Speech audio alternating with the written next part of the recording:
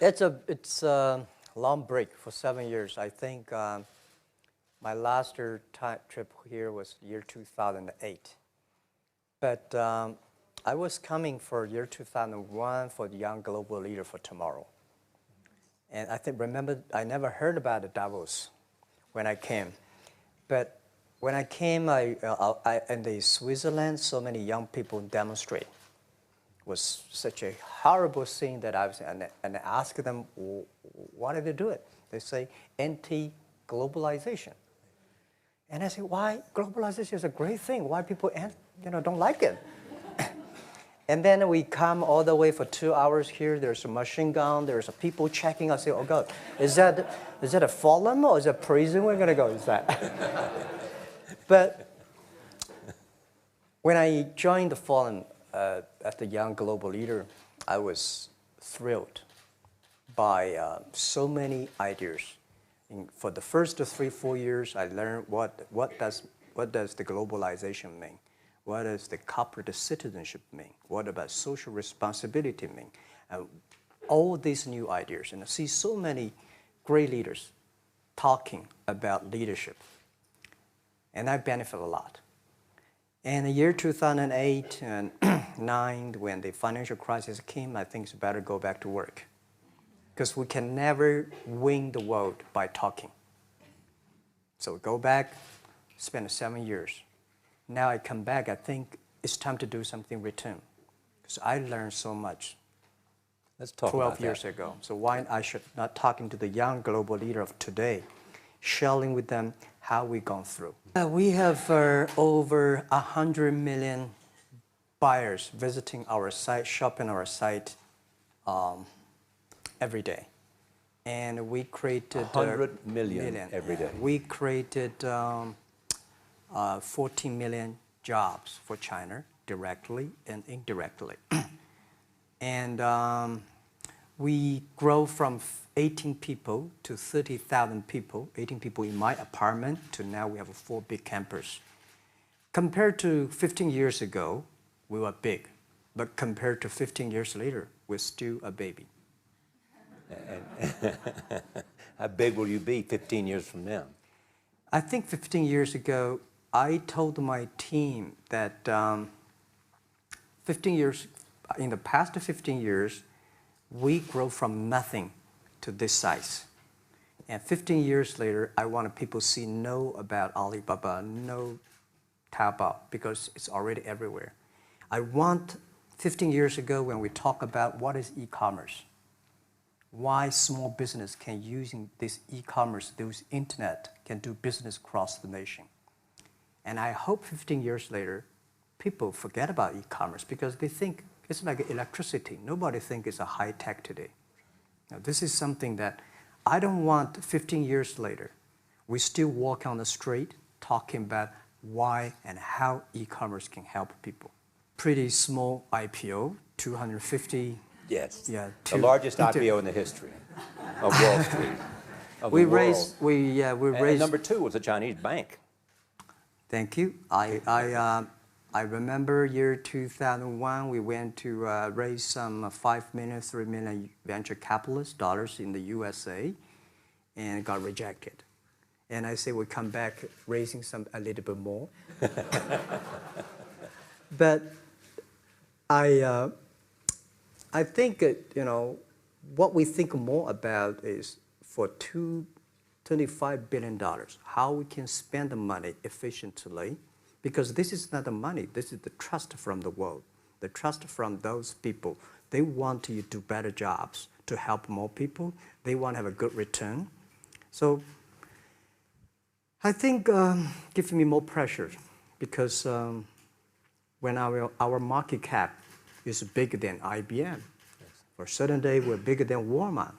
We're one of the top 10, 15 largest market cap company in the world. I told my team and myself, is that true? We're not that good. Because years ago, people say, Alibaba model is terrible.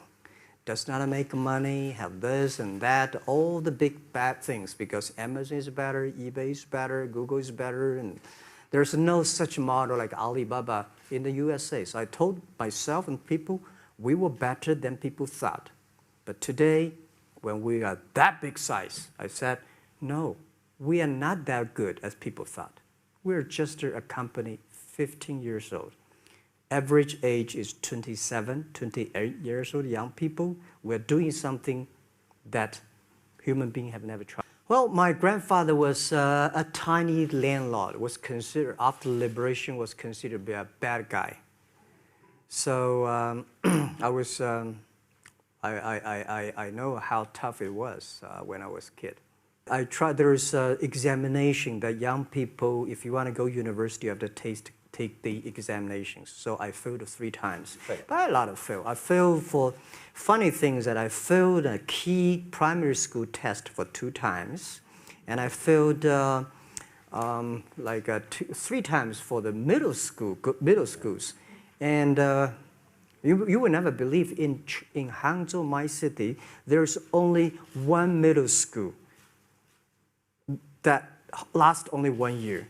It was changed from primary school to middle school because our graduates of our school, no middle school accept us because we were too bad.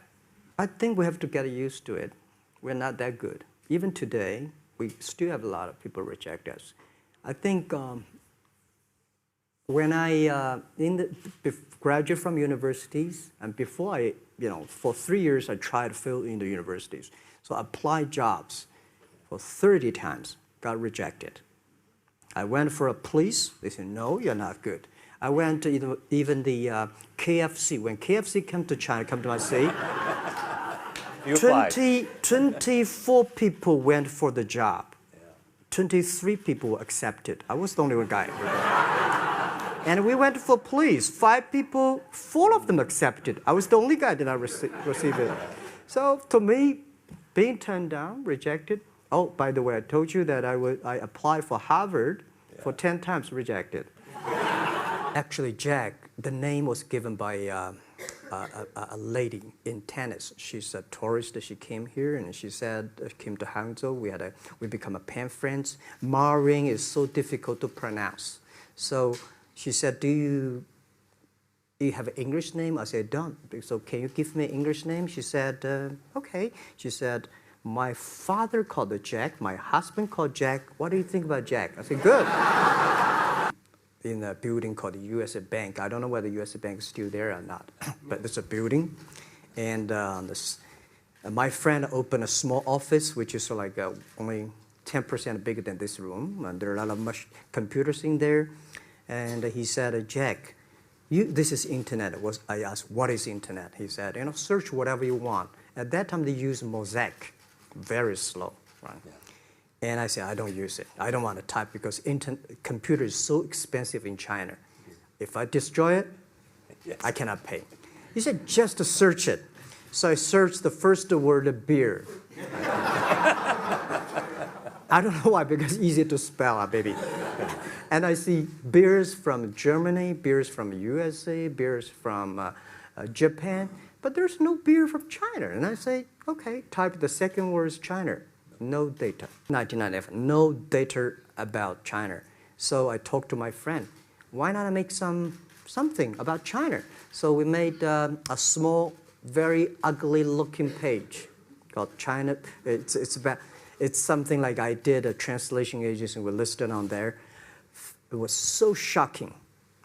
We launched at 9:40 in the morning. 12:30, I got a phone call from my friend. He said, Jack, you got 5 emails. I said, what is email? And they say, these are the things. So people so excited. Where are you? This is the first time I see a Chinese website on that. How can we can we do something together? So I think this is something interesting.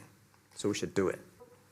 When I started, I think internet is global. We should have a global name. And a name that, interesting, like at that time, the best name is Yahoo, right? So I've been thinking for many days, suddenly thinking Alibaba is a good name. So I happened to be in San Francisco that day. I did have a lunch, and the waitress came. I asked her, do you know about Alibaba? She said, yes. I said, what is Alibaba? She said, Open Sesame. Good. So I went on the street, asked about 10, 20 people. They all know about Alibaba, 40 Thieves, and Open Sesame. And I think this is a good name. And start with A. Whatever you talk about, Alibaba is always top. I think because we started about doing business on the internet, I don't know you, you don't know me. So how can you do things online unless you have trust? So for e-commerce, the most important thing was trust. I think when I first went to USA for raising money, talking to the venture capitalists, a lot of people say, oh, Jack, no. China doing business by the guanxi. How can you do business on the internet? And I know that without the trust system, the credit system, it's impossible to do business. So in the past 14 years, everything we do is trying to build up the trust system, the record system. Well, Charlie, you know, I'm so proud today when I talk to the young. Today in China and in the world, people don't trust each other. The government and people and media and everybody think, this guy is cheating. But because of e-commerce, we finish 60 million transactions every day. People don't know each other. I don't know you, I send products to you. You don't know me, you wire the money to me.